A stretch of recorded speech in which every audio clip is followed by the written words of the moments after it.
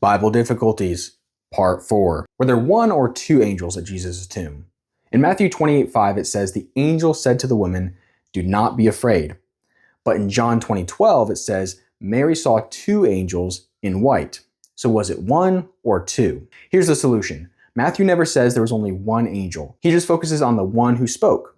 John's account tells us there are two angels present. And here's a simple truth. Wherever there are two, there's always at least one. The contradiction only appears if someone adds the word only to Matthew's text, which the Bible itself does not do. Now, Matthew's telling of the event emphasizes the speaking angel. John highlights the visual detail. Mary saw two angels. So no contradiction, just two perspectives on the same miraculous moment. Bible difficulties, part 19. How can Satan appear before God if he was cast out of heaven? You see, in Job 1:6 we read, "The sons of God came to present themselves before the Lord, and Satan also came among them." But wait, doesn't Revelation 12:7-12 say Satan was cast out of heaven? So how could he still have access to God's presence? Here's the solution. The Bible shows us that while Satan has been officially judged and condemned, he still has limited access to God's presence, at least for a time, for one specific reason, and that is to accuse God's people. That's exactly what he's doing in Job, slandering Job's character before God, not worshiping, but accusing. Now we see the same scene in Zechariah 3:1. Satan stands at Joshua, the high priest's right hand, accusing him before the angel of the Lord. And Revelation 12:10 even calls Satan the accuser of our brothers, who accused them before our God day and night. So what's going on? Apparently before his final removal from heaven, Satan had a role as accuser, appearing before God to challenge the faithfulness of believers. And that's exactly what we see in Job 1 and Job 2. Eventually, Satan is cast out permanently, which we see in Revelation 12:9-10. But at the time of Job, he still had limited access, not to dwell there, but to accuse and challenge. So no contradiction, just a glimpse into the courtroom of heaven where Satan slanders and God defends. Bible difficulties, part 17. Okay, so this is a weird one. And yes, it's actually in the Bible.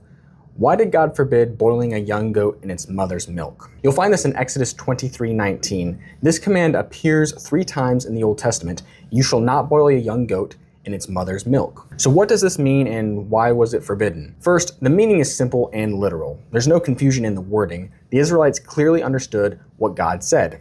Do not cook a baby goat using the milk of its own mother. So there's no symbolic code, just a clear instruction.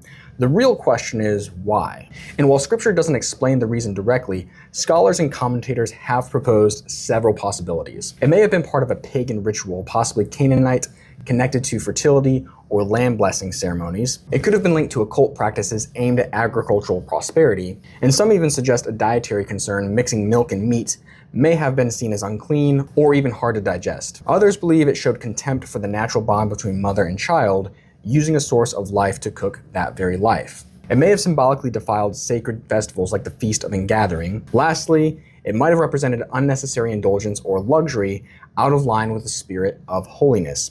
The truth is, we don't really know for certain, but we do know this. The command itself was clear, even if the reason wasn't. And that was enough for obedience. So while the purpose may remain a mystery, the meaning is not. It means exactly what it says, and the Israelites knew what not to do, even if they didn't fully know why. Bible difficulties, part 5. Now, was Jesus crucified at the 3rd hour or the 6th? In Mark 15:25, it says Jesus was crucified at the 3rd hour. That's 9 a.m. using Jewish time. But in John 19:14, Jesus is still on trial at about the 6th hour, which would be 12 noon if John were also using Jewish time. So did the crucifixion happen at 9 a.m. or much later? Here's the solution. Mark and John are using different time systems. Mark uses the Jewish system where the day starts at 6 a.m., so the 3rd hour is 9 a.m. when Jesus was crucified. But John uses the Roman system where the day starts at midnight, so the 6th hour in John 19:14 would actually be 6 a.m., meaning Jesus was still on trial in the early morning before the crucifixion. Now this harmonizes the two accounts perfectly. Jesus was on trial around 6 a.m. in John and was crucified by 9 a.m. in Mark. In fact, this fits with the other examples in John's gospel, like Jesus meeting the woman at the well at the 6th hour, which makes much more sense as 6 p.m. Roman time, a common time to draw water. So no contradiction, just two different clocks telling the same story.